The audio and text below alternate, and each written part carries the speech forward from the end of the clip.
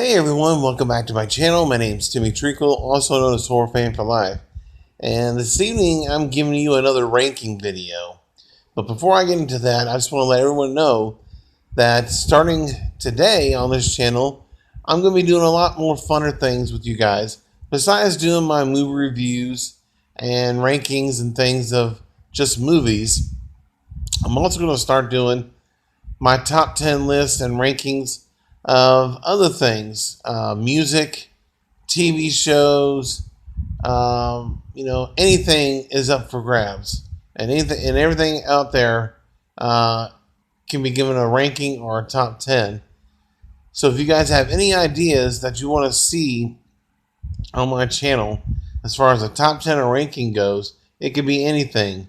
Top 10 soft drinks, top 10 metal bands from the 1980s, so on and so forth. So if there's anything you want to see me do on this channel in regards to a top 10 or ranking, anything is out there, you can just leave it in the comment section below, and I will definitely do that for you guys, and I'll even give your channel a shout out as well. So as long as you guys are coming up with some ideas, I'm going to do my own, starting with right now, as I'm giving you guys my ranking of all of David Spades movies that I have seen from worst to best, in my opinion. And just remember, this is my opinion. We're all going to have a different ranking when it comes to this. So just be respectful in the comment section below. Don't call names. Don't say, oh, you're an idiot. You don't know what you're talking about. Let's just have fun with this. And I would love to see your guys' ranking of all the David Spade movies you've seen, from your least favorite to your favorite, or from worst to first, if you'd like to put it in those words. But without further ado, let's get right into this. Coming in at number 17 is The Ridiculous Six.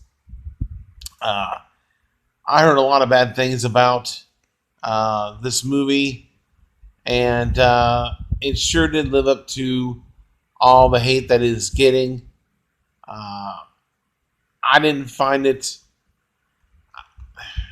I know what they were going for. It's supposed to be a satire, and at the time I thought, yeah, it's funny, but it's not Blazing Saddles. Let's just put it that way. That's how you do a parody, satire type of film when it comes to a Western.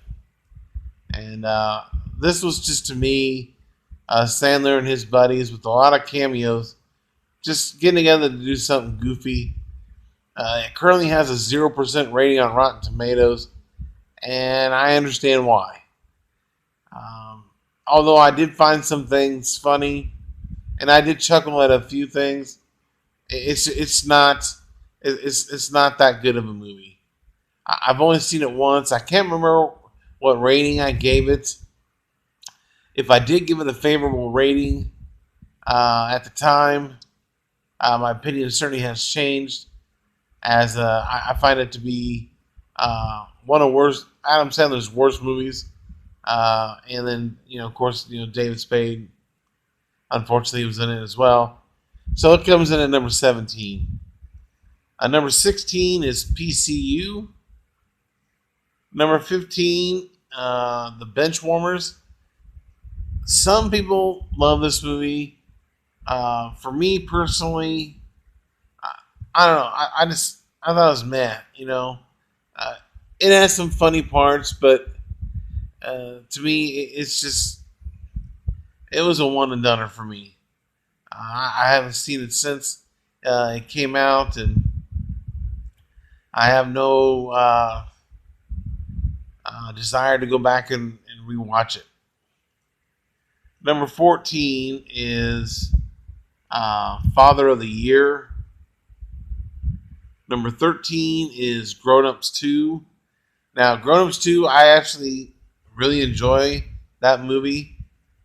Over time, it is cheesy, and in some parts of the movie, it's kind of lazy. But I still find it to be a fun film, and Definitely not as good as the original movie, but an okay sequel. Something I could put on the background, if I was scratching off my lottery tickets or uh, coloring like I like to do. That's something I really enjoy doing. But other than that, it's just an okay movie. Number 12 is Police Academy 4, Citizens on Patrol. Yes, David Spade was in a Police Academy movie back in the 1980s. If you haven't seen it or didn't know about it, go check it out. In fact, I recommend you go check out the franchise itself. Now, I will say, in my opinion, after the fifth movie, I haven't seen the other sequels. Because quite frankly, when Steve Gutenberg left the franchise after the fourth film, it lost a little something. Now, the fifth movie I found to be enjoyable still because it had all the main cast except for Steve.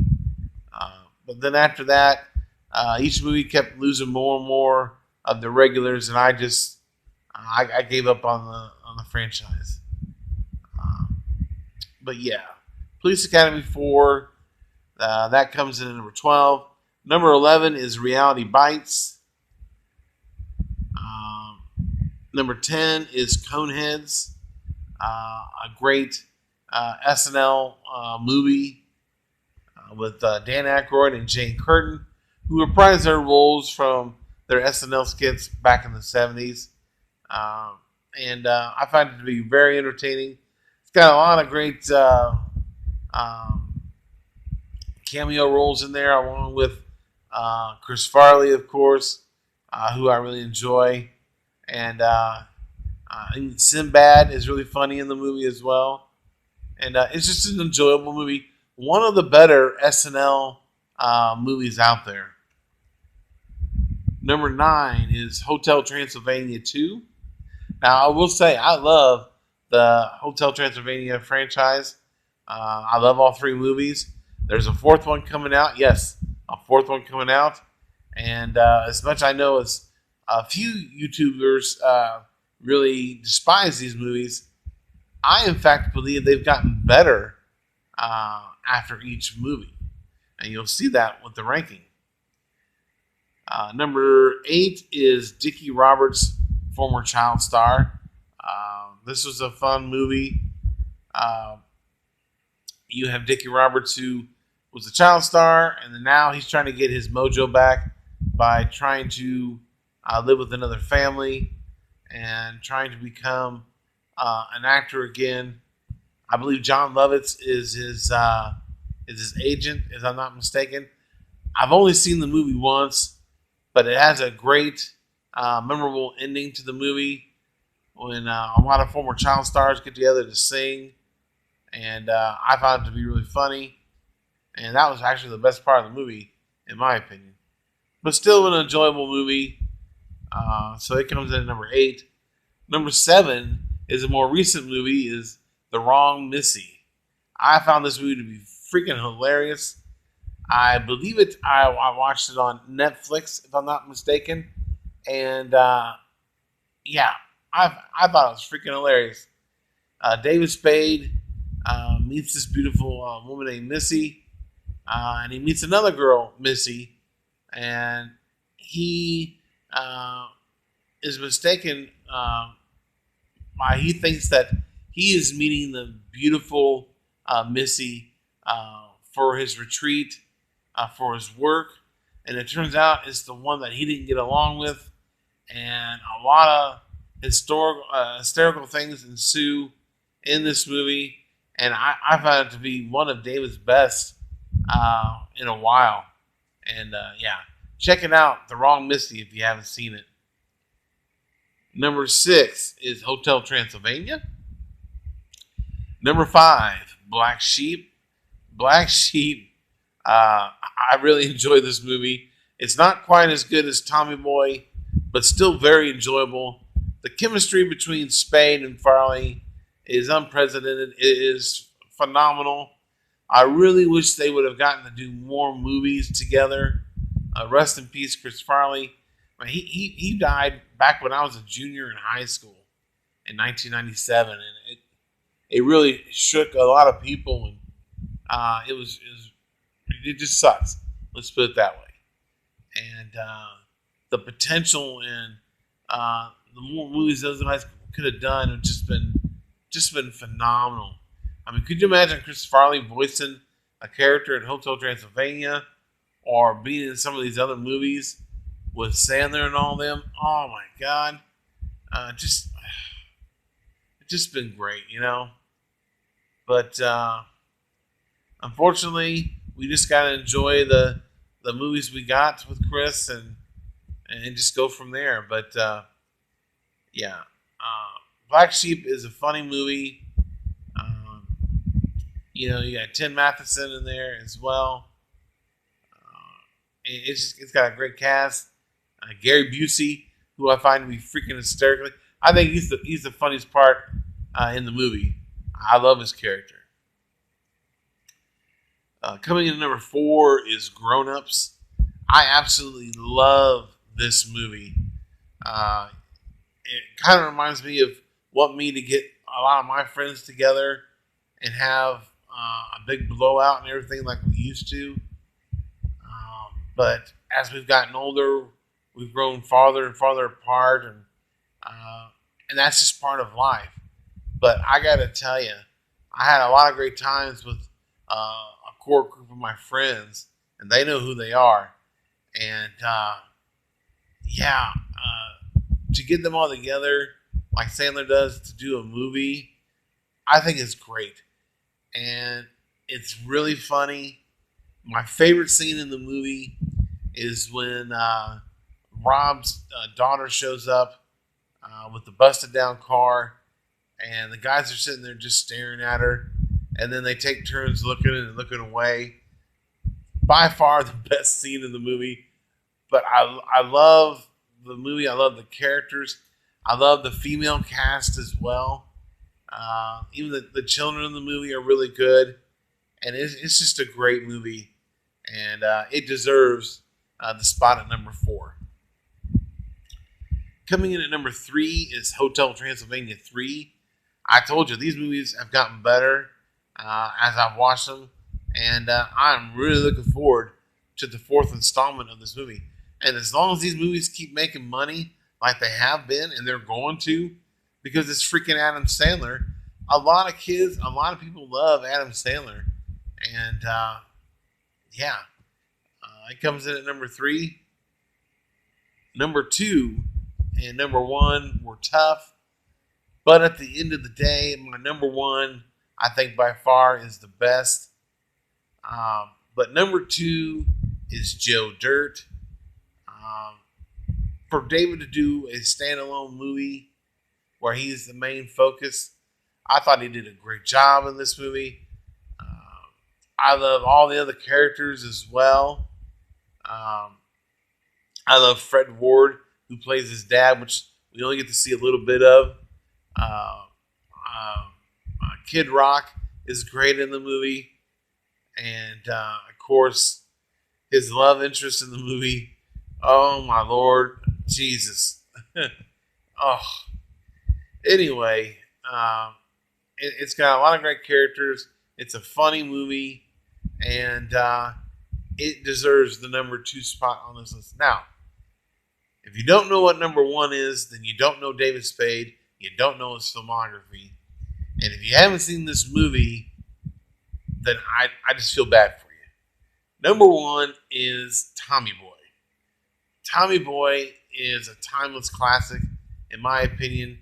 I know it has a huge cult following. A lot of people consider this to be their best movie paired together. Now, there's only a small sample, but I'm telling you, this one would probably still hold up today as their best pairing, regardless of how many movies they would have done had Chris stayed alive. But still, Tommy Boy is a great film. If you don't know anything about it, Tommy Boy, played by Chris Farley, has been in college for 7 years, finally graduates, comes home, to Spades' character, who works for his dad at the local plant. And the small town where they live is basically depending on their factory to keep the town alive. Unfortunately, Tommy's dad passes away, and Tommy takes over and has to go on the business trip or sales trip to uh, basically save the town. It is freaking hilarious. Him and David Spades' um, chemistry is unlike any other. You can tell they are having a lot of fun. These two were inseparable, from what I understand, and even during their SNL days, they were always together. They had mad love for one another, and I can't imagine what it was like after he found out that Chris was gone. But nevertheless, Tommy Boy will go down as my favorite movie with the pairing of Farley and Spade. And even to this day, when Tommy leaves the funeral of his dad and he's walking and the song plays, I tear up every time because I know how it is to lose a parent, and especially if you're really close to one more than the other. Of course, with me, I'm not that way. I've been blessed with great parents, but that's for another time. I'll talk about that another time. But that moment always gets me, and yeah, it's a great film, a lot of laughs, but in that moment, that's one of the more serious moments in the movie, and yeah, you can really feel that Tommy really cared for his dad, and he was the world to him, and yeah, just an amazing movie. So there you have it. That is my ranking of all 17 movies that I have seen with David Spade. Now, many of you may be wondering, why haven't you seen these movies or these movies? I can't watch every movie and every filmography of every actor on the planet. Although I'd like to try, and I've seen a lot of movies. But for right now, I've seen 17, and that is my ranking. So in the comment section below, give me your ranking of the David Spade movies that you've seen from worst to first. And let me know what you thought about my list. And if you're new to the channel, don't forget to hit the subscribe button, hit that notification bell, and if you like this video, hit that like button. Thanks for watching, and stay tuned for many more top 10s and rankings, and check you later.